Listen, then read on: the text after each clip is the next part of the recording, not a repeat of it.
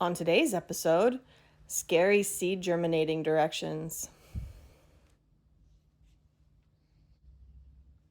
If you've been gardening and planting seeds, you are familiar with some of these processes. Some seeds come to you in a package, they're dry, you put them in soil, you keep them watered, you give them some light and some warmth usually, and they come up.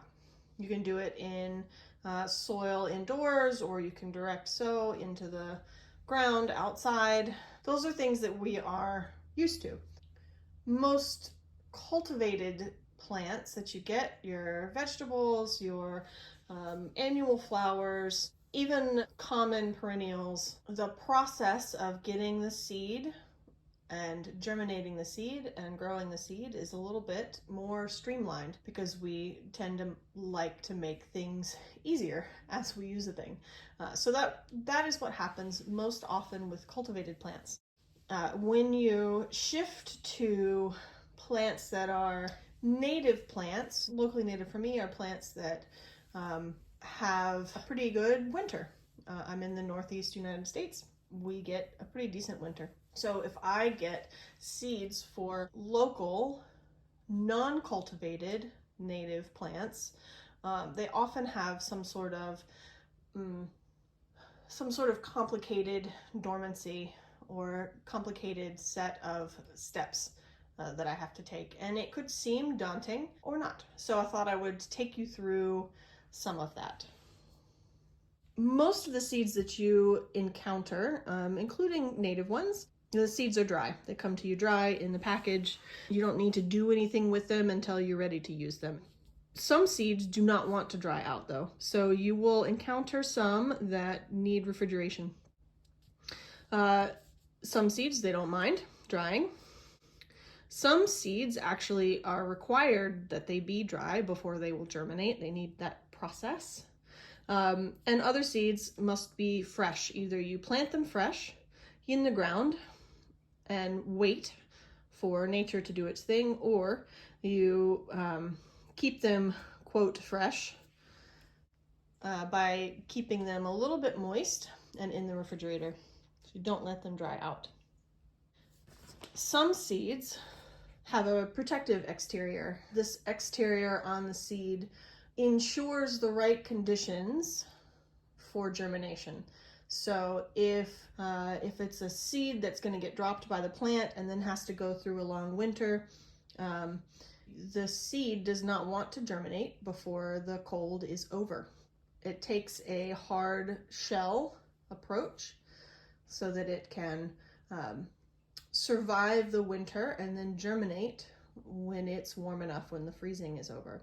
Some seeds expect to get eaten first, and they have to go through the digestive tract of some bird or animal, and then after which they will be able to germinate. So when you get some of these native plant seeds, you will need to break the seed coat in order to allow for germination. A lot of cultivated plants are like this too. Roses in particular are one that come to mind. And some seeds you may know from the garden that they benefit from being soaked first, kind of help break the outer seed coat. These are things that you might have experienced in the garden.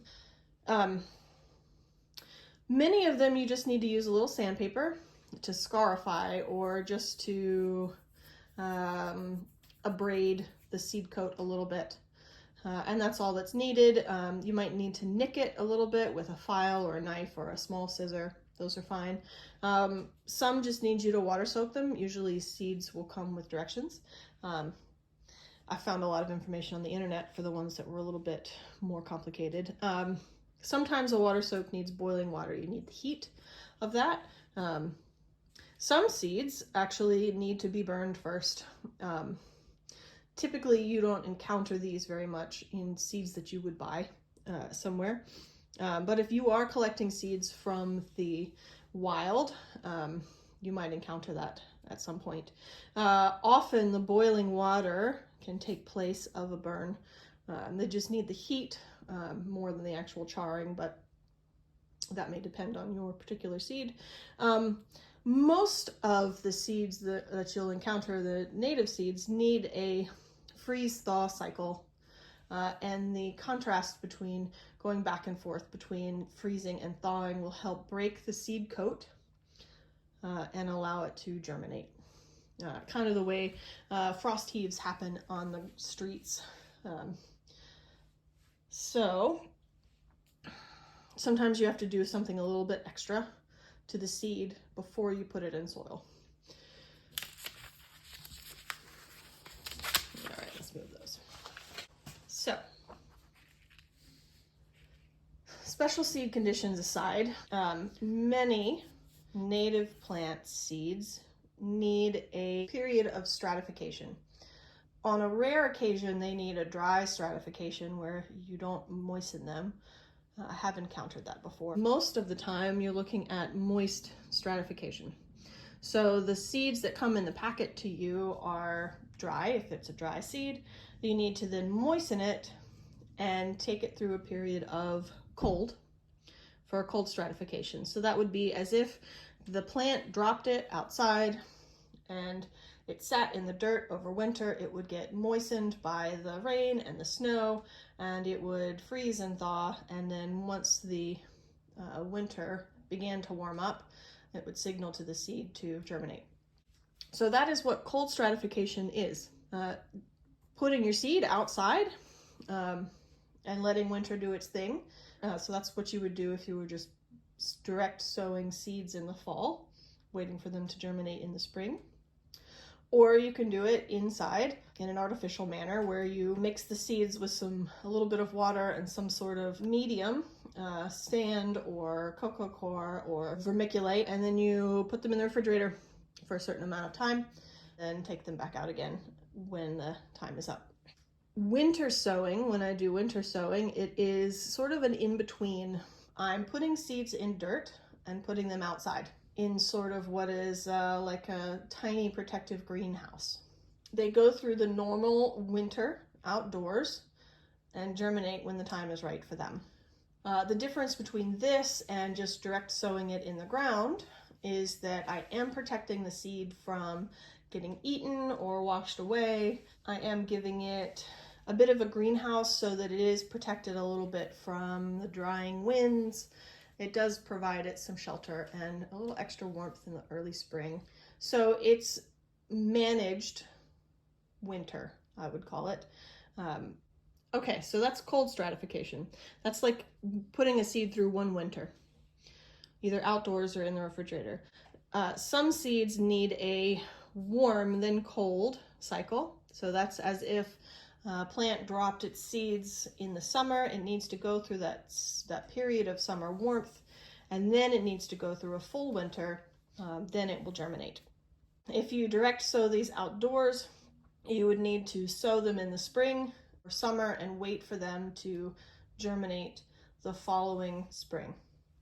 If you do this indoors, you need to have the seeds moist and warm for a period of time, usually between 65 and 80 degrees. It changes depending on the seed, and for somewhere like 60 to 90 days, and again that changes depending on the seed. And then you take those seeds that you've got warm and moist and you put them in the refrigerator for a further period of time, after which you plant them and they will germinate. Sometimes you will encounter multi-year cycle needs on seeds. So you've got a cold, warm, cold cycle. Well, that would be like 2 winters. Sometimes it takes seeds several years to break dormancy, but those sort of multi-year cycles are more rare when you're talking about seeds you can get your hands on. I do have one seed in particular this year that does need a multi-year cycle. So really more than just the cold, warm, cold. We'll see how it goes. For all of these, you can just sow the seed outdoors and wait. And in time, they will germinate when they are ready. They don't necessarily need you to do anything, but you do have to wait and then see what happens.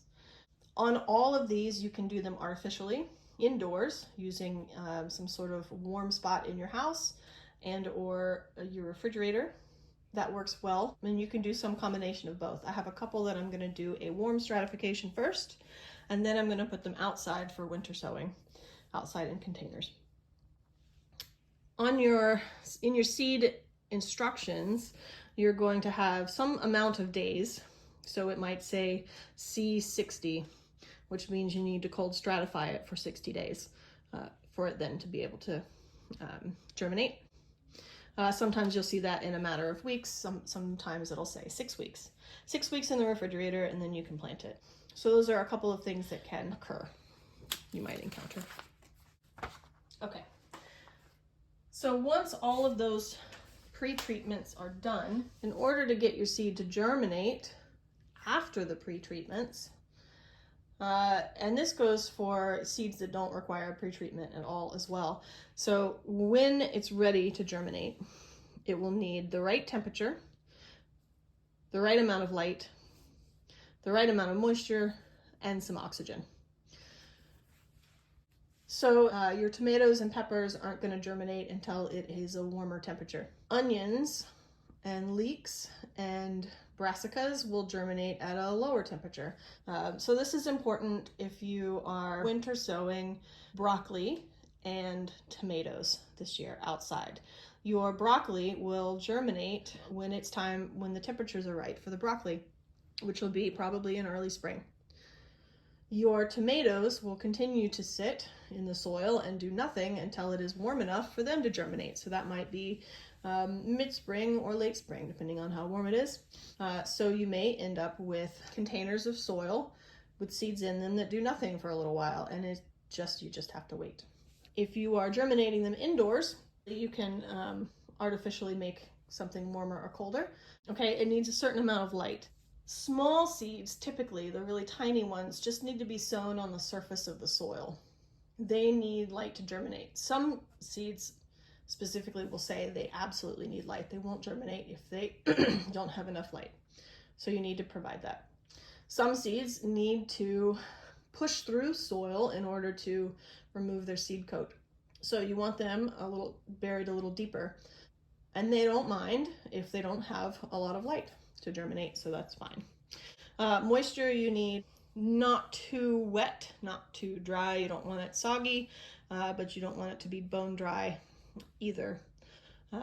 And oxygen, obviously, if you get a seed to begin germination, if it's in a sealed plastic bag, it will not continue to germinate sometimes, or maybe germinate at all unless it's got a little bit of oxygen. So sometimes if you are artificially stratifying your seeds, you need to make sure the baggie is open a little bit, at least when you get closer to the germinating phase.